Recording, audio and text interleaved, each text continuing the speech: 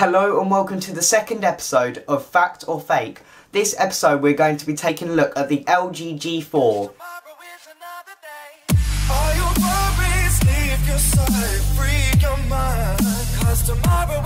First source I'm going to show you is the A22 benchmark, which has been provided in some forums and that.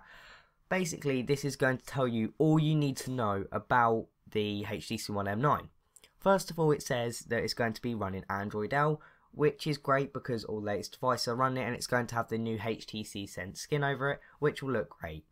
The next thing I would like to point out is that it's got a Qualcomm Snapdragon 810, which I think is very likely, but it's slightly surprising due to the fact that the LG G Flex 2, which was announced earlier this year, has had some overheating problems in the chipset. So this could be either sorted by the Qualcomm and sort of their Snapdragon 810, or they could just be risking it and putting it in their device without it being tested fully.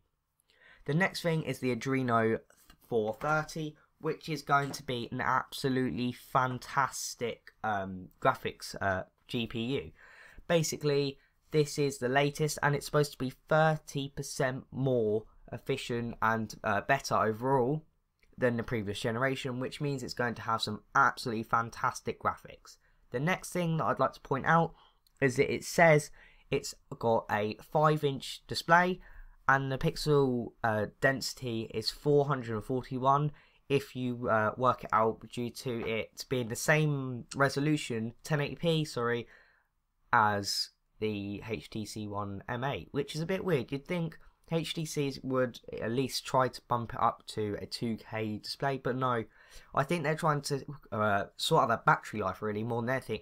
They're trying to get back to battery life so they can start basically making their own sort of way. And they're HTC have got sort of killing it at the moment because of the HTC One M8 and the M7 really as well.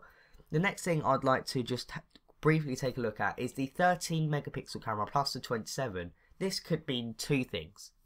This could either mean that we're going to get a 13 megapixel front facing camera and a 20.7 megapixel rear facing camera, which would be amazing. You would have really crisp selfies and you'd also have amazing image quality on the back.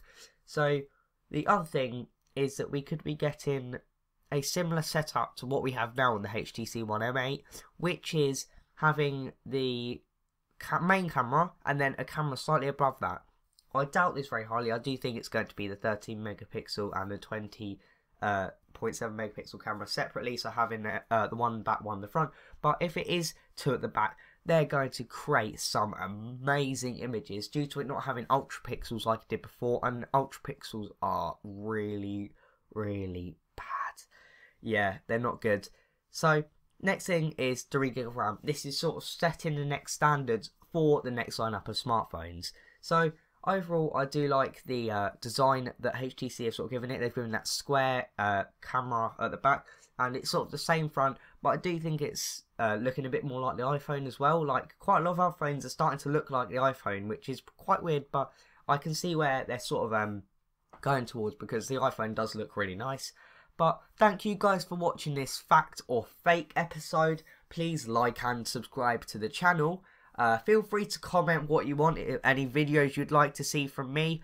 I've got a couple of videos in the works about phones and one drop test.